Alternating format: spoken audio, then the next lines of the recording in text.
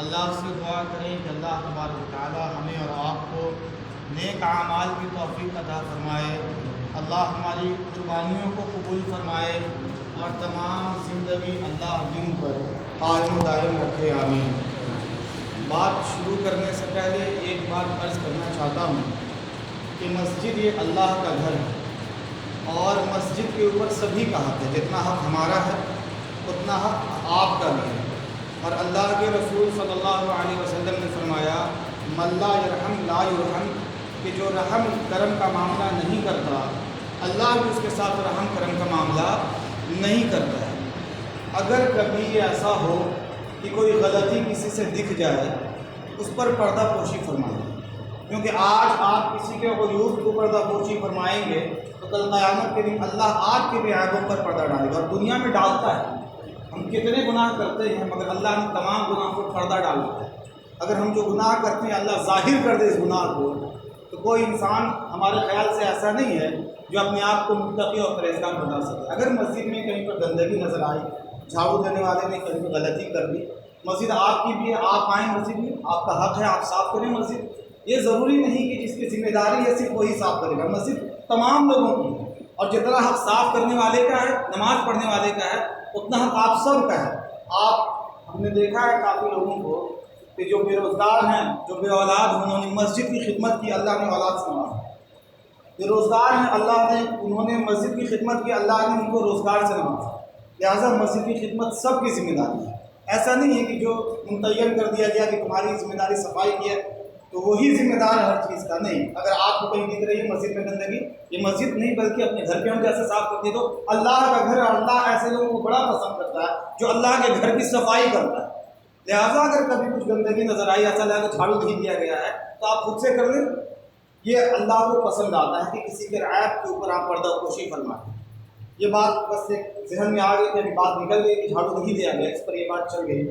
بہرحال ابھی میں نے آپ حضرات کے سامنے قرآن پاک کی ایک آیت تلاوت کی ہے، الف لام میم ذالک الکتاب لا ریب فیہ۔ الحمدللہ ختم ہوتے ہی یہ سورہ بقرہ شروع ہو جاتی ہے، جس کو ہم الف لام میم کے نام سے مشہور ہے، جانتے ہیں۔ الف لام میم شروع ہوگی بھائی، یہ الف لام میم صاد الف لام را ہا میم ہا میم عین سین قاف، یہ حروف مقطعات کہلاتے ہیں، اور ان حروف کا معنی کسی کو نہیں پتا سوائے اللہ کے۔ اللہ جانتا ہے اس کے معنی کیا ہیں، اس لیے اللہ نے اس کے معنی مفہوم کو امت پر ظاہر نہیں کیا، لہٰذا ان میں پڑھنا بھی نہیں ہے ان کا معنی مفہوم کیا ہے، مطلب کیا ہے، بس یہ سمجھیں کہ اللہ کی عطا کردہ چیزیں ہیں۔ اور یہ سورہ بقرہ جو شروع ہوئی ہے یہاں پر، تو سورہ بقرہ کی کافی فضیلت آئی۔ اللہ کے رسول صلی اللہ علیہ وسلم نے فرمایا کہ کل قیامت کے دن قرآن پاک کے دو سورے، سورہ بقرہ اور سورہ آل عمران، سورہ بقرہ ختم ہوتے ہی سورہ آل عمران شروع ہو جاتی ہے، یہ دو سورے ان لوگوں کے لیے سفارشی بنیں گے جو ان دو سوروں کو مسلسل پڑھتے ہیں، ان سے لگاؤ رکھتے ہیں، محبت رکھتے ہیں۔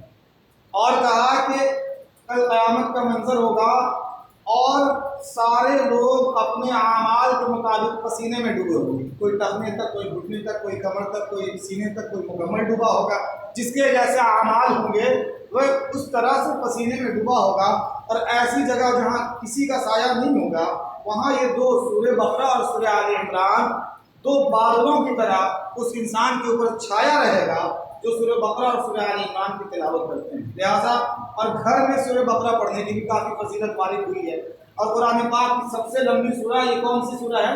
یہ سورہ بقرہ ہے۔ لہٰذا ہم کوشش یہ کریں کہ سورہ بقرہ سورہ آل عمران، تو قرآن کا تو حق ہی ہے کہ قرآن کو ہر روز پڑھا جائے، کوئی تخصیص نہیں ہے کہ اسی سورہ کو پڑھا جائے۔ قرآن کی تمام صورتیں افضل ہیں، تمام صورتیں اللہ کو بڑی مقبول ہیں، لہذا قرآن کو پڑھیے۔ قرآن کا حق یہ ہے کہ قرآن کو پڑھا جائے۔ آج آپ قرآن دنیا میں پڑھیں گے، کل قیامت کے دن حشر کے میدان میں وہ قرآن پاک آپ کے لیے سفارشی بنے گا۔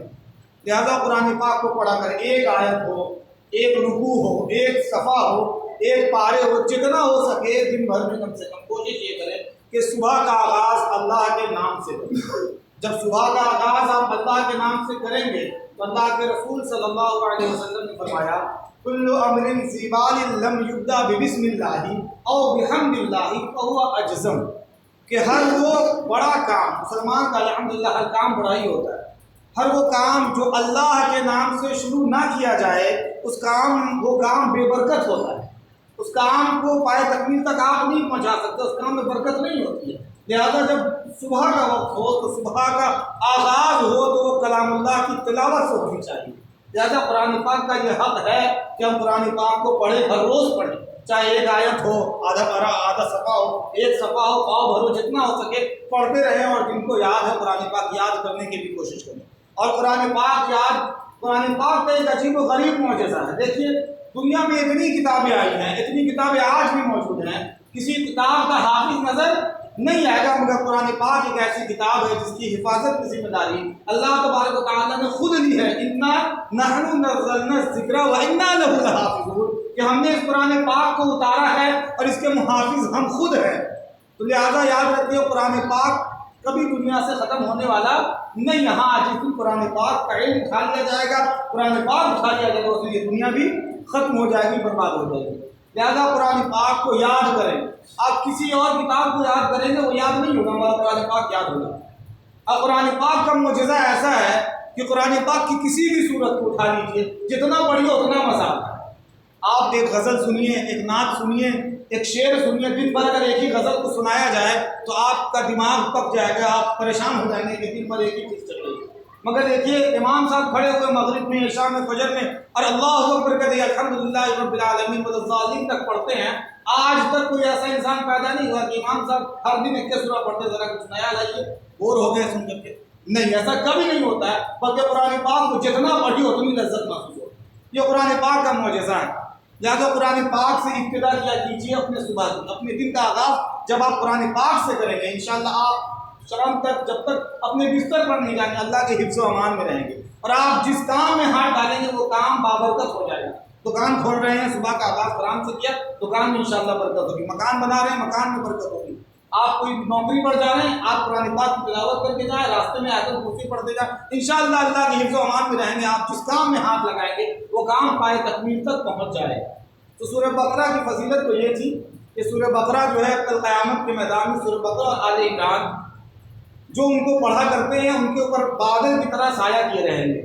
اب سورہ بقرہ میں اللہ نے شروع کیا جائے کہ الف لام میم کے بعد اللہ نے فرمایا ذالک الکتاب لا ریب فیہ، یہ قرآن پاک ایک ایسی کتاب ہے جس میں کسی طرح کی شک اور شبہ نہیں ہے۔ اس کے اندر اگر کسی انسان، کسی مسلمان کو شک ہو جائے نعوذ باللہ قرآن پاک کی کسی ایک آیت پر، تو وہ ایمان سے خالی ہو جائے گا، وہ ایمان والا رہے گا نہیں، اس میں کسی بھی طرح کا شک شبہ نہیں ہے۔ یہ وہی قرآن پاک ہے جو اللہ نے اپنے محبوب پر، احمد مصطفیٰ محمد مصطفیٰ صلی اللہ علیہ وسلم پر 1450 سال حضرت جبرائیل جو وحی لے کر آتے تھے، یہ وہی قرآن ہے جو 23 سالوں میں اللہ کے رسول پر تھوڑا تھوڑا کر کے نازل ہوا، یہ وہی کتاب ہے۔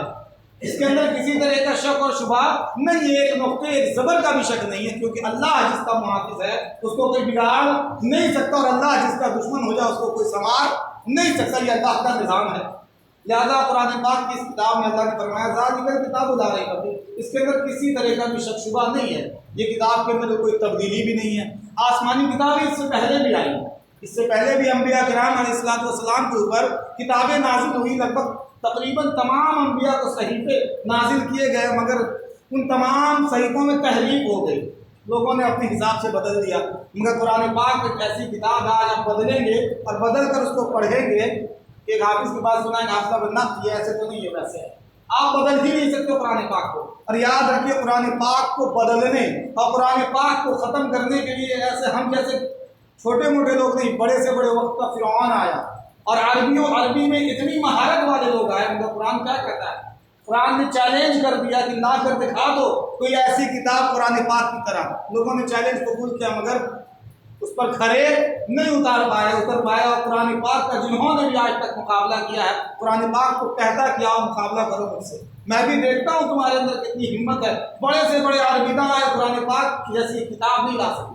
قرآن پاک نے جب دیکھا، اللہ نے دیکھا کتاب نہیں لا سکتا، فاتوا بسورۃ من مثلہ، قرآن پاک کی طرح کوئی ایک سورہ لا کر کے دکھا دو، اگر تمہارے اندر اتنی اوقات اور اتنی ہمت ہے تو قرآن پاک جیسی ایک سورہ لا کر دکھا دو۔ سورہ لانے سے بھی عاجز ہو گئے تو قرآن پاک کہتا ہے ہماری جیسی آیت لا کر دکھاؤ جیسے قرآن پاک میں۔ زمانے اللہ کے رسول کے زمانے سے اب تک لوگ کوشش میں لگے ہیں کہ قرآن پاک کو بدل دیا جائے، اس کو ختم کر دیا جائے، مگر اللہ اس کا محافظ ہے، نہ اس کی تبدیلی ہوگی، نہ اس کے زبر زیر میں کمی آ سکتی ہے، نہ قرآن پاک کی کسی سورے میں، نہ کسی آیت میں کمی آ سکتی ہے، اللہ کا وعدہ ہے۔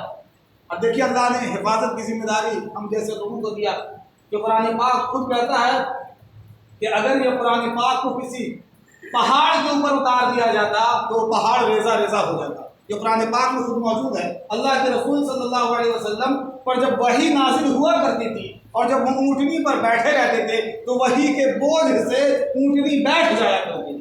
اور اللہ کا یہ بڑا قرآن پاک کا بڑا معجزہ ہے کہ قرآن پاک انسانوں کو سینے میں محفوظ ہے، ایک زبر زیر کا بھی فرق نہیں، جیسا یاد کیا ویسے ہی محفوظ ہے۔ یہ قرآن پاک کو باقی رہنے کی ذمہ داری اللہ نے حافظوں کو دے دی اور اس کے ذریعے اللہ قرآن پاک کی حفاظت کر رہے ہیں اور کرتے آئیں گے انشاءاللہ۔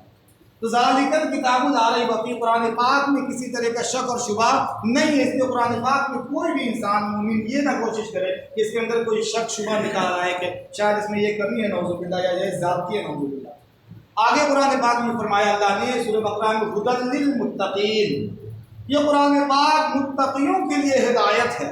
یاد رکھیے اللہ نے کہا متقیوں کے لیے ہدایت ہے، اور قرآن پاک دیگر آیات کا جب آپ مطالعہ کریں گے تو قرآن پاک خود فرماتا ہے یضل بہ من یشاء ویہدی بہ من یشاء، کہ قرآن پاک ایک ایسی کتاب ہے جس کے ذریعہ بہت سارے لوگ گمراہ بھی ہوئے ہیں، جس کے ذریعہ بہت سارے لوگوں نے ہدایت پائی ہے، اور ہدایت کس نے پائی؟ متقیوں نے ہدایت پائی، ھدی للمتقین۔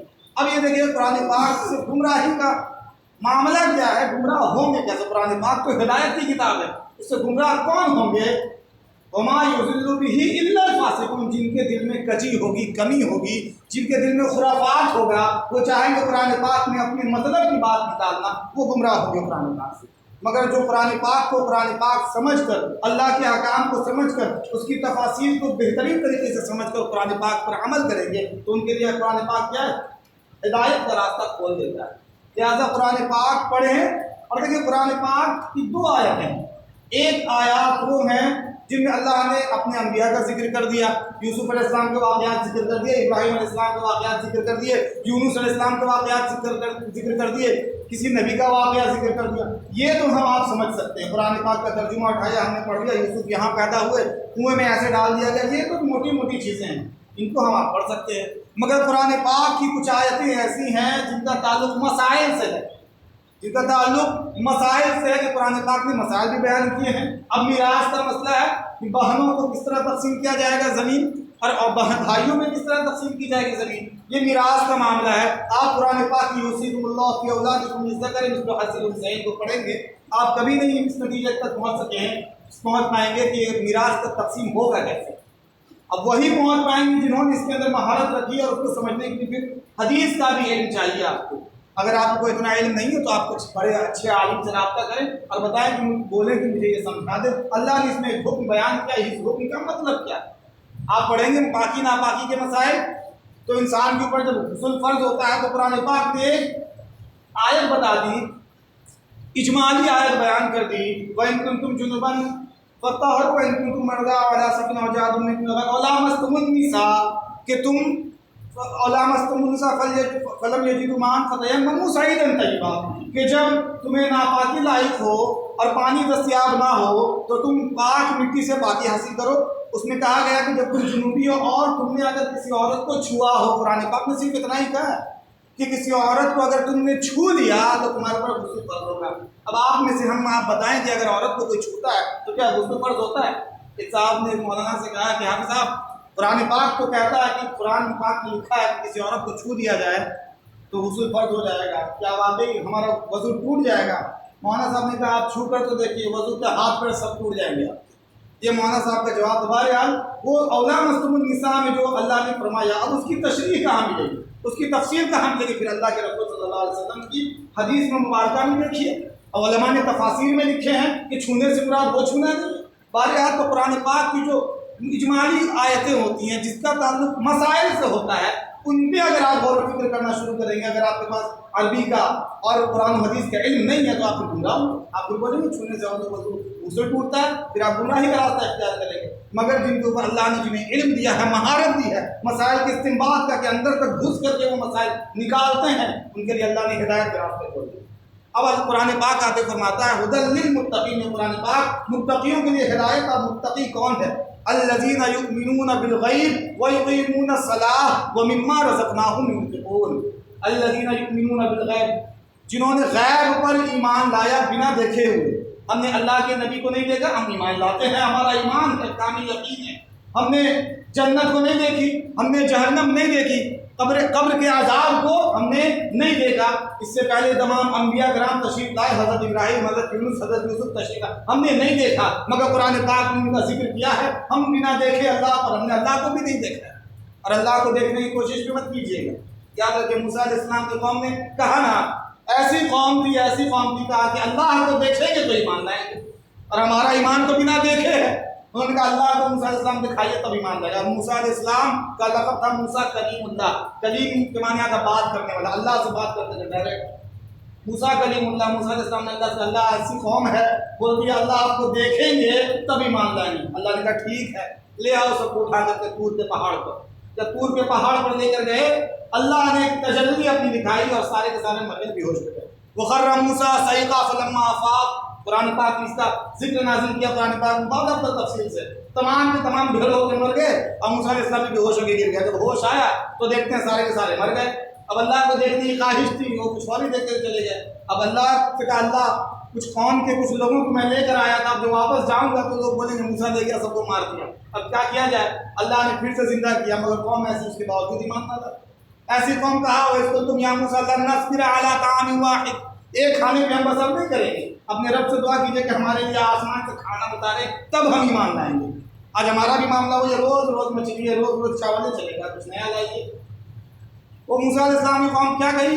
لن نصبر علی طعام واحد، ایک کھانے پر ہم صبر نہیں کریں گے، ہم مختلف قسم کی غذا چاہیے. آسمان سے من و سلوہ اترتا تھا، روزانہ صبح کو اٹھتے تھے، گھر میں کھانا موجود رہتا تھا. اس کے باوجود نافرمانی میں لگ گئے. تو نہ ماننے والے ایسے بھی ہیں اور ماننے والے جنہوں نے کچھ دیکھا نہیں. یہ ہمارا ایمان ہے تو متقی ہیں کہ جنہوں نے غیب کے اوپر ایمان لایا، مرنے کے بعد آخرت پر ایمان لایا، قیامت پر ایمان لایا، قبر کے عذاب پر ایمان لایا، جنت جہنم پر ایمان لایا. الذین یؤمنون بالغیب ویقیمون الصلاۃ، المتقی وہ ہے جو نماز کو قائم کرتے ہیں. یاد رکھیے ہم آپ بڑے خرچ کر دیں گے، لوگوں سے مل جل کر لیں گے اور کسی کے سکھ دکھ میں چلے گئے اور اپنے آپ کو سمجھا ہم متقی ہیں. نہیں، متقی تو وہی ہے جو قرآن پاک نے کہا کہ جو نماز کو قائم کرے گا. یاد رکھیے کتنوں نیکی کر لیجیے، اگر آپ کی زندگی میں نماز نہیں آپ متقی نہیں. قرآن پاک میں سیدھا سیدھا کہتے ہیں کہ جو نماز پڑھیں گے وہی متقی ہوں گے. آج تک آپ بتا نہیں سکتے ہیں کہ کوئی نبی ہے جو نماز کے بنا نبی کہلا جائے کہ نماز بھی نہیں پڑھتے، مگر نبی ہے کوئی ولی کوئی پیر بتا دے کہ انہوں نے نماز چھوڑی ہو اور اس کے باوجود ان کو پیر کہا گیا ہو، ولی کہا گیا ہو. نہیں، نماز کا معاملہ بڑا سخت ہے، یاد رکھیے گا. روز محشر کے جہاں اداس بہت اولی پرسش کے نماز بہت. جب اللہ کی بارگاہ میں حشر کے میدان میں کھڑے ہوں گے تو سب سے پہلا سوال جو لے کے آ جائے گا کہ کیا لائے ہو؟ نماز لائے ہو دنیا سے. اور قرآن پاک میں ایک جگہ فرمایا فی جنات یتساءلون عن المجرمین ما سلککم فی سقر قالوا لم نک من المصلین. جنت اور جہنم کا جب فیصلہ ہو جائے گا، جن کو جنت کا ٹکٹ ملے گا وہ جنت، جن کو جہنم کا پروانہ ملے گا جہنم. تب جنتی حضرات دیکھیں کہ ہمارے دوست احباب میں سے کچھ چند لوگ نظر نہیں آ رہے ہیں، چچا نہیں نظر آ رہے ہیں، ماموں نہیں نظر آ رہے ہیں، خالہ نظر نہیں آ رہی ہیں، فلانے بیرسٹر صاحب نظر نہیں آ رہے ہیں، فلانے مولانا نظر نہیں آ رہے ہیں. فی جنات یتساءلون عن المجرمین. تب جنتیوں کی خواہش ہوگی کہ کہاں ہے اب جائے. ٹھکانہ تو دو ہی ہے، یا تو جہنم جنت میں نہیں نظر آ رہے تو دوسرا ٹھکانہ وہی ہے، اور تیسرا کوئی ٹھکانہ تو ہے نہیں، اب تو فیصلہ ہو چکا. تب جنتی حضرات کو خواہش ہوگی ذرا دکھائیے دوستو احباب نظر نہیں آ رہے، ہم تو یہاں پہنچے ہیں وہ لوگ نظر نہیں آ رہے. تو قرآن پاک نے کہا فی جنات یتساءلون عن المجرمین. مجرم کہتے ہیں جنہوں نے جرم کیا ہو، اور ملزم کہتے ہیں جس کے اوپر الزام عائد ہوا ہو. ابھی جرم ثابت نہیں ہے تو ملزم ہے، جرم ثابت ہو گیا تو وہ مجرم ہے. تو مجرموں سے جنتی حضرات پوچھیں گے کیا بات ہے. دنیا میں تو بڑے لوگوں سے مل کرتے تھے، ایک سے ایک لوگوں کو بلا کر دعوت کیا کرتے تھے، اتنا عالیشان مکان تھا، لوگوں سے بڑے اچھے سے ملتے تھے، لوگ تو آپ کو زمین پر قدم رکھنے نہیں دیتے تھے. کون سا عمل کیا تھا یہاں کھڑے ہو؟ دنیا میں سب کے سکھ دکھ میں شریک ہوا کرتے تھے، کوئی بیمار پڑا لاکھوں کروڑوں خرچ کر دیتے تھے، غریبوں کی مدد کیا کرتے تھے، مگر کیا معاملہ بنا کہ یہاں پڑے ہو فی جنات یتساءلون عن المجرمین ما سلککم فی سقر، کیا معاملہ ہے یہاں جہنم میں پڑے ہو؟ قالوا، تمام جہنمی بیک آواز بولیں گے، لم نک من المصلین، ہم نماز پڑھنے والوں میں سے نہیں تھے، ہم نماز ہی نہیں پڑھتے تھے۔ تو یاد رکھیے آپ کے جتنے بھی اچھے اعمال ہیں، تمام اعمال کی قبولیت کا دار و مدار نماز کے اوپر ہے۔ نماز پڑھیں گے تو دیگر اعمال اللہ کی بارگاہ میں قبول ہوں گے۔ ہمارا تو سب سے بڑا عجیب معاملہ ہے، نماز کے علاوہ سارے کام ہوتے ہیں، نماز نہیں ہوتی۔ اچھے نمازی کو دیکھا کہ گھر میں اگر شادی ہو گئی 2 دن وہ مسجد نہیں آئیں گے، کیوں بھائی بیٹا کا ولیمہ ہے، بیٹا کا بارات ہے، وہ نماز نہیں، بعد میں قضا کریں گے۔ یاد رکھیے، یہاں دیکھیے باہر لکھا ہوگا ان الصلاۃ کانت علی المؤمنین کتاب موقوتا، دیکھیے لکھا ہوگا مسجد کے باہر کہ نماز اپنے وقت میں فرض ہے، فرض نماز کو ادا کرنے کی کوشش کی جائے۔ بعض ائمہ کے نزدیک جب نماز قضا ہو جائے تو نماز ہے ہی نہیں آپ کے اوپر، آپ کی اگر نماز قضا ہوئی تو آپ کے اوپر نماز نہیں۔ کیوں؟ اللہ کے رسول صلی اللہ علیہ وسلم نے فرمایا من ترک الصلاۃ متعمدا فقد کفر، کہ جس نے جان بوجھ کر نماز چھوڑ دی گویا اس نے کفر والا عمل کیا۔ بعض ائمہ بولتا ہے کفر والا عمل کیا اب تو یہ کافر ہو گیا، کافر کو نماز کیسے؟ وقت میں پڑھا نہیں، بعد میں کوئی نماز نہیں ہوگی۔ اور ایک اور حدیث میں آیا بین العبد و بین الکفر الصلاۃ، کہ ایک مومن بندہ، ایمان والا بندہ اور ایک کافر بندہ، دونوں کے درمیان کوئی ایک ڈھال ہے تو وہ نماز ہے۔ نماز ہٹا دیا، دونوں ایک صف میں کھڑے ہو گئے، ایک ہی صف میں کھڑے ہو گئے، محمود و ایاز، نہ کوئی بندہ رہا نہ کوئی بندہ نماز۔ تو قرآن پاک نے فرمایا الذین یقیمون الصلاۃ ومما رزقناہم ينفقون، لہذا نماز قائم کرنے کی کوشش کیجیے، نماز قائم کیجیے جہاں بھی آپ کو موقع ملے۔ آپ اگر مسجد جا سکتے ہیں تو جائیے، مسجد میں جا کر نماز ادا کیجیے۔ اگر مسجد نہیں جا پا رہے ہیں، مجبوری ہے، دکان ہے، آفس ہے، مکان ہے، تو جہاں وقت ملے وہاں نماز ادا کیجیے۔ یاد رکھیے نماز کی کوئی بخشش نہیں ہے، نماز اللہ کے یہاں سب سے پہلی چیز نماز کی ہوگی۔ نماز، اور دیکھیے دیگر عبادات اللہ نے زمین پر نازل کیے تھے، روزہ ہے، حج ہے، زکوٰۃ ہے، اللہ نے آیتیں اتار دی کہ آپ کے اوپر روزہ فرض کر دیا گیا، یا ایھا الذین آمنوا کتب علیکم الصیام، اقیموا الصلاۃ کے بعد آتوا الزکاۃ، زکوٰۃ دے دیجیے، حج کر لیجیے۔ مگر جب نماز کی باری آئی تو اللہ نے اپنے نبی کو آسمان پر بلایا، سبحان الذی اسریٰ بعبدہ لیلا من المسجد الحرام الی المسجد الاقصی، شب معراج پر گئے اللہ سے ملنے، وہاں سے واپس آئے، کیا لے کر کے آئے ہو بھائی؟ تو نماز اللہ نے دی تھی، وہ نماز لے کر کے آئے۔ یہ اتنی بڑی عبادت اللہ نے آسمان پر بلایا اپنے محبوب پر، وہاں نماز ادا کی۔ تو نماز پڑھیے، نماز کے بنا کوئی چارہ ہی نہیں ہے، نماز کے بنا آپ کی زندگی مسلمان والی زندگی نہیں ہے۔ وَمِمَّا رَزَقْنَاهُمْ يُنْفِقُونَ، اور متقیوں کی ایک علامت یہ ہے کہ جو اللہ ان کو دیتے ہیں ان میں سے وہ خرچ کرتے ہیں۔ اور دیکھیے اللہ کے رسول کی حدیث ہے السخی قریب من اللہ وقریب من الناس قریب من الجنہ وبعید من النار والبخیل بعید من اللہ بعید من الناس بعید من الجنہ وقریب من النار۔ دیکھیے اللہ نے کیا فرمایا مما رزقناہم ينفقون، کہ اللہ نے جو دیا اس میں سے خرچ کیجیے، مما جو دیا اس میں سے، یہ نہیں کہ مکمل خرچ کر دیجیے، یہ بھی اللہ نے ہمارے پر ظلم نہیں کیا کہ آپ کو جو دیا سب خرچ کیجیے۔ وہ کسی کا جذبہ ہوتا ہے کہ اللہ کے نام میں تمام خرچ کرتے ہیں۔ جنگ کا موقع آیا، اعلان اللہ کے رسول نے کیا کہ لے آئیے جو آپ کے پاس ہو۔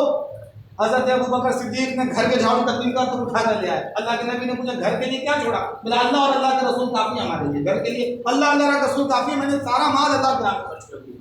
یہ جذبہ کسی کو ہوتا ہے، لہذا مما رزقناہم، اللہ نے جو دیا اس میں سے خرچ کیجیے۔ یہ خرچ کرنے والا اللہ کے رسول نے فرمایا لوگوں سے قریب ہوتا، لوگ اس سے قریب ہوتا، جو خرچ کرتا ہے لوگ اس کے آنا جانا پسند کرتے ہیں۔ آپ کسی کے گھر جائیں، آپ کی مہمان نوازی اچھی سے ہوگی، دوبارہ آپ کوشش کریں گے ارے فلانے صاحب کے یہاں پہ تو بڑا شاندار کھانا کھلایا تھا، جب بھی موقع ملے گا وہ بلائیں گے، آپ خوشی خوشی جائیں گے۔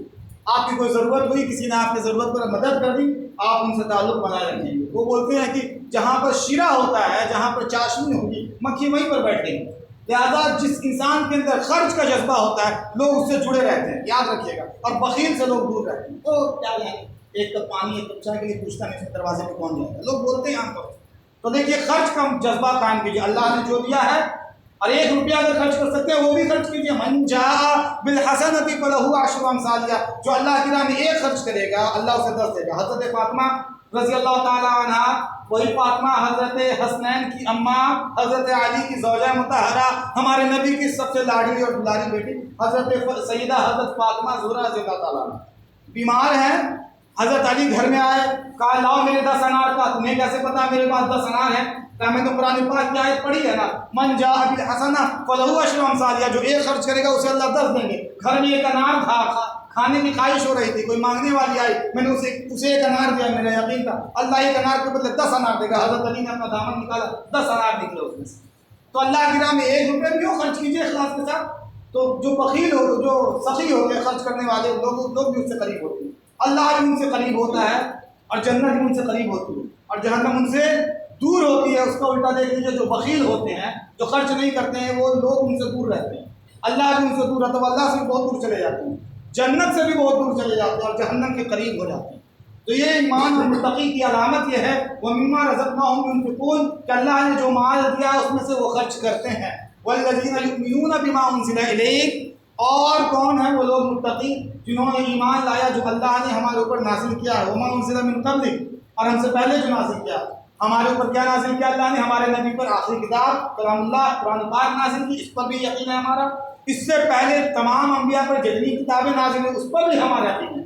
اگر آپ کا یقین ہو کہ صرف ہمارے نبی پر جو کتاب نازل ہوئی، دیگر انبیاء پر جو کتاب نازل نہیں ہوئی ہے اس پر یقین اگر نہ ہو تو آپ ایمان سے باہر ہیں۔ آمنت باللہ و ملائکتہ و کتبہ، میں ایمان لاتا ہوں اللہ پر، اس کے فرشتوں پر، اس کے کتابوں پر، لہذا اللہ کی تمام اتاری ہوئی کتابوں پر یقین رکھنا ضروری ہے۔ وہ الگ سی بات ہے ان کتابوں کے احکام ختم ہو گئے، وہ کتاب اب موجود نہیں ہے، مگر جو کتاب نازل کی گئی تھی جس میں سے 4 بہت مشہور کتابیں توریت ہے، انجیل ہے، زبور ہے، اللہ قرآن شریف ہے، ان تمام کتابوں پر یقین رکھنا ضروری ہے، یہ متقیوں کی علامت ہے۔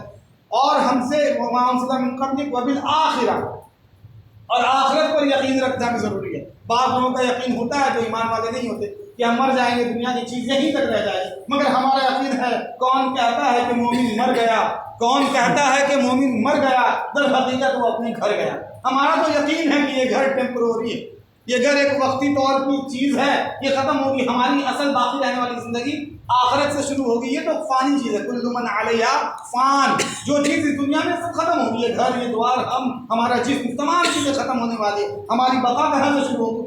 آخرت ہمارا اصل گھر ہے، اصل ٹھکانا تو وہی ہے، یہاں تو ہم کھیتی کے لیے بھیجے گئے، اب دنیا میں زراعت الآخرہ، دنیا میں کھیتی کریں گے اور اس کا پھل کہاں پائیں گے؟ آخرت میں کھائیں گے۔ لہذا جو آخرت کے اوپر بھی یقین رکھتے ہیں وہی متقی ہیں، اور قرآن پاک میں ایسے لوگوں کے بارے میں فرمایا اولئک علی ھدی من ربہم، یہ وہ لوگ ہیں جو اپنے رب کی جانب سے ہدایت یافتہ ہیں، ہدایت پر ہیں، واولئک ھم المفلحون، اور یہی لوگ کامیاب ہیں، اور کامیابی در حقیقت آخرت کی کامیابی ہے، اور کامیابی دنیا کی کامیابی کوئی کامیابی نہیں، ایسا نہیں کہ بہت کروڑوں کی پراپرٹی ہو گئی تو ہم کامیاب ہو گئے، نہ، اگر اللہ کے درمیان آپ مقبول ہیں، اللہ نے آپ کو قبول کر لیا ہے آخرت کے لیے، آپ کی آخرت آپ نے یہاں بنا لی ہے، سنوار لی ہے، تو یہی آپ کی اصل کامیابی ہے۔